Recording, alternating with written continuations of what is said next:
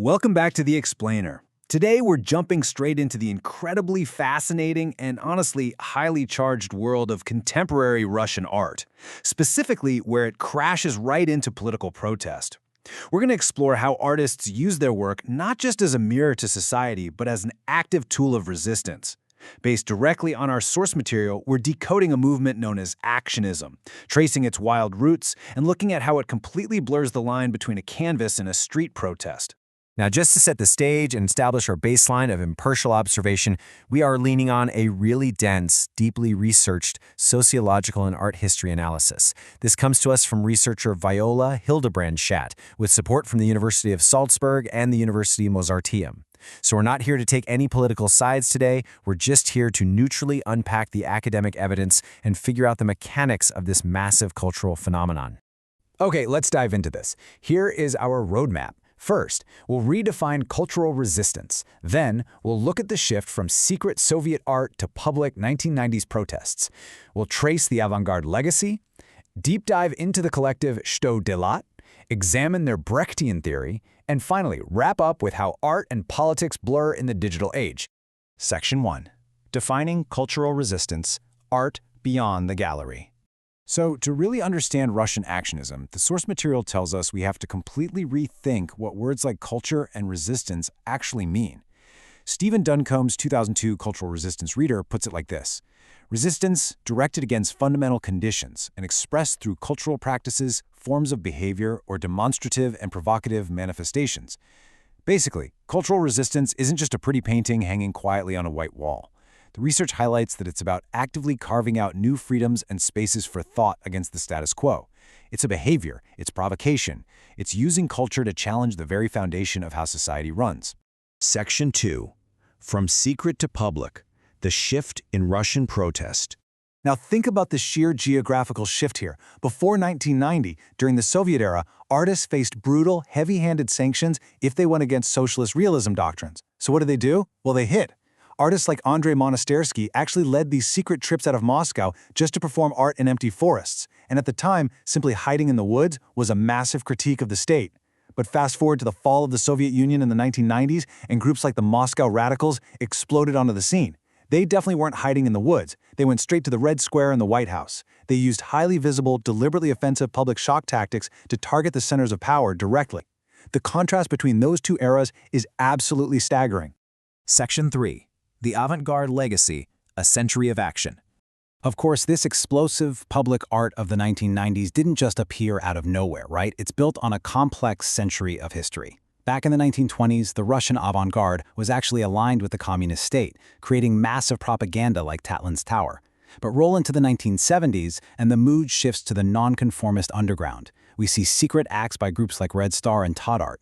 Then, boom, the 1990s hit, and the Moscow Radicals violently break that silence.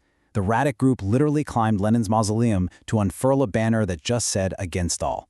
They were aggressively rejecting all political legitimacy. And it's exactly that intense post-Soviet disillusionment that sets the stage for 2003 and the founding of the collective Что делать in St. Petersburg. Section 4. Case study. Что делать? What is to be done? Что делать literally translates to what is to be done. Founded in 2003 by Dmitry Vilensky, this collective emerged right out of the chaotic fallout of the 90s to form a highly intellectual, completely new kind of actionism. This isn't just a bunch of painters. We're talking philosophers, theorists, and writers. And the name is no accident. It intentionally echoes the historical, radical political writings of Nikolai Chernyshevsky and Vladimir Lenin. The source material notes that they deliberately revived old socialist concepts, things like solidarity and councils. But they weren't doing it to promote Soviet communism. Instead, they were trying to create a new language to critique the modern oligarchic capitalist system of the Putin era.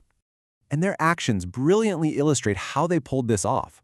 For instance, in 2003, to protest the stifling security during St. Petersburg's 300th anniversary, they didn't riot. They demonstratively marched right out of the city to symbolically refound it. They also put out a deeply theoretical, text-based newspaper. In 2009, they created the Perestroika timeline, mixing portraits of famous leaders like Gorbachev and Yeltsin with ordinary citizens to kind of rewrite official history. But a truly wild detail from the source is their 2011 Russian forest installation. They used dark humor and traditional fairy tales to symbolize modern political treacheries. They literally depicted the mythical witch Baba Yaga's hut on chicken legs as the Russian White House. They even created glamour tanks with high heels sticking out of them, a sarcastic jab at modern Russian exports. It is highly structured, deeply symbolic stuff. Section 5. Brechtian Actions and Theory, Forcing the Mind. Now here is where it gets really psychological. This collective isn't just trying to make their audience angry or sad.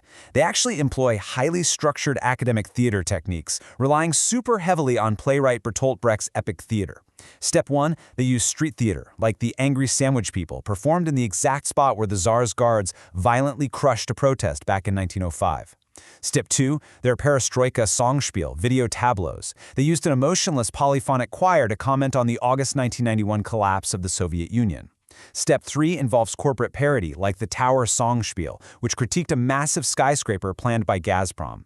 By using these emotionless choirs and absurd parodies, they are intentionally distancing the viewer. They don't want you to cry, they want to force you to step back and judge the situation coldly and rationally. It's a very calculated tactic. Section 6. Blurring Art and Politics, the Digital Age. So, how does all this historical context and avant-garde theory apply to the world we are living in right now? Well, the academic source comes to this conclusion. Digitalization and virtuality contribute further to blurring the differences between art and politics. Both use the same mechanisms, plan with the same systems, and share the same non-binding nature. Essentially, today, the boundaries have completely collapsed. A political rally is planned almost exactly like an artistic performance, and an art installation functions as a direct political weapon. They flawlessly mimic each other in our hyper-connected, post-industrial society. Which leaves us with this final thought. In a hyper-connected world where politics becomes a form of ecstasy and art becomes a deeply calculated political weapon, where exactly does one end and the other begin? It's like a giant puzzle. I want you to think about that the next time you see a viral protest or a controversial piece of public art on your feed. It might just be the avant-garde legacy continuing its work. Thanks for exploring the evidence with me today on The Explainer.